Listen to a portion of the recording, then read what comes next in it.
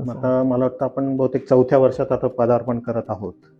तर जे काही आपण आता देतोय लोकांना सेवा, तर म्हणजे एक्झॅक्टली काय म्हणजे तुम्ही काय सेवा प्रदान करताय या संस्थेच्या मार्फत?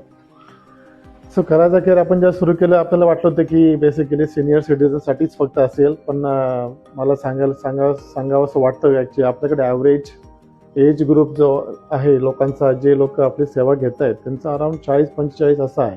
ओके. त्याच्यामुळे ही ज्येष्ठांची संघटना नाही आहे. बरं.